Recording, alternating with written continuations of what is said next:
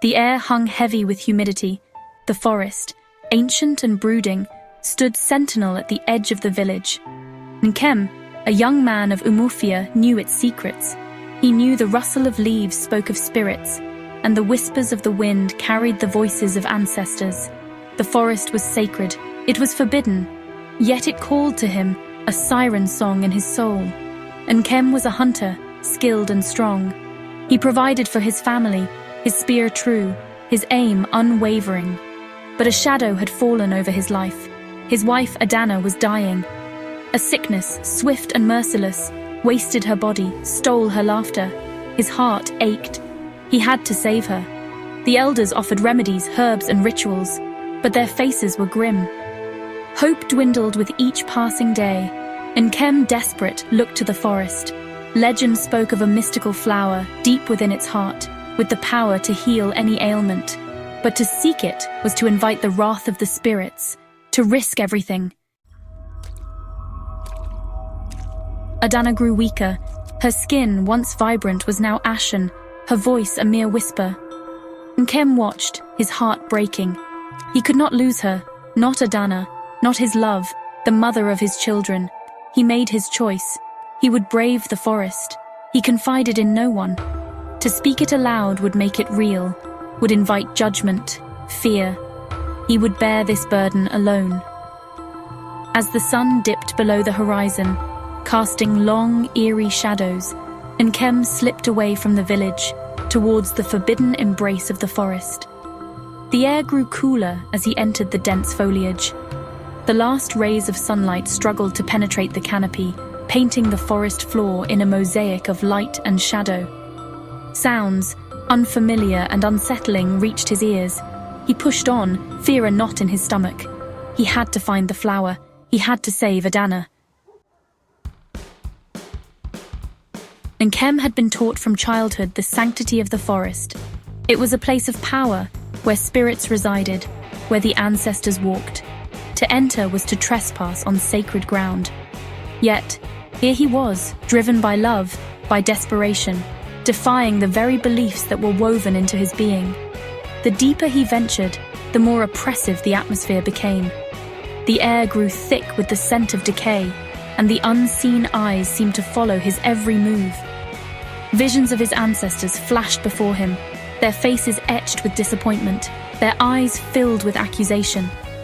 He pushed the images aside. He had made his choice. He would face whatever consequences awaited him. Deep in the forest, in a clearing bathed in an ethereal glow, he found it, the mystical flower. Its petals shimmered, radiating an otherworldly light. As he reached for it, a voice, ancient and powerful, boomed through the clearing. "You dare trespass on sacred ground, mortal?" Nkem fell to his knees, fear gripping him. Before him, a figure materialized.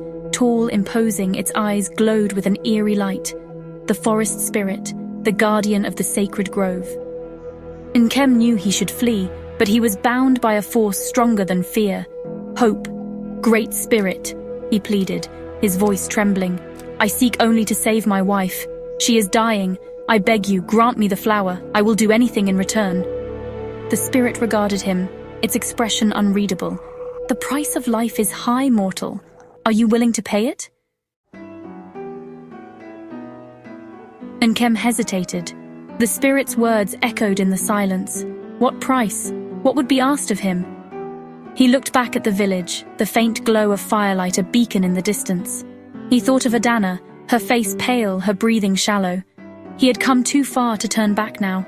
"Yes," he whispered, his voice hoarse, "I will pay any price." The spirit's lips curled into a chilling smile. "Very well," it boomed. "Take the flower. But know this, the life you save will be paid for with another. A life for a life. That is the law of the forest." Nkem felt a shiver run down his spine. The weight of the spirit's words settled on him. A life for a life. Whose life would be taken? He pushed the thought away, clinging to the hope that he could somehow cheat fate, that he could find a way out of this bargain. Section 6. The Ultimate Sacrifice. He returned to the village, the flower clutched tightly in his hand. He went straight to Adana, his heart pounding with a mixture of hope and dread. He prepared the potion, his hands trembling as he administered it to his ailing wife. He watched, his breath catching in his throat, as color returned to her cheeks, as her breathing eased. She lived. Days turned into weeks, and Adana grew stronger.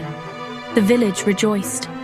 But Nkem's joy was tainted with a growing unease. The spirit's words haunted his waking moments, casting a shadow over his newfound happiness. He had saved Adana, but at what cost? One evening, as the sun began its descent, casting long shadows across the village, he heard the telltale wail of grief. His heart lurched. He knew with a sickening certainty what he would find. He rushed towards the sound, his blood running cold. Section 7. A Glimmer of Hope. It was his son, Ebuka, his youngest, his pride and joy. He lay lifeless, his eyes staring vacantly at the sky. A viper, its scales shimmering in the dying light, slithered away into the undergrowth. Nkem collapsed beside his son's body, his cries of anguish echoing through the still evening air.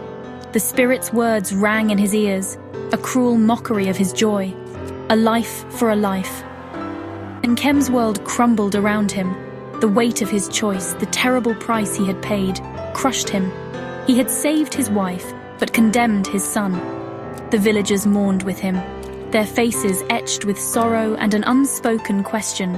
What had transpired in the forest? But Nkem offered no answers. He retreated into himself, consumed by guilt and grief. Section 8. Inescapable fate. He carried the weight of his son's death, a heavy burden on his soul. He watched Adana blossom back to life, her laughter a painful reminder of his sacrifice. He saw his other children, their faces etched with confusion and fear, and his heart ached for the innocence he had stolen from them. He had defied tradition, bargained with forces beyond his understanding, and for what? To save one life at the expense of another?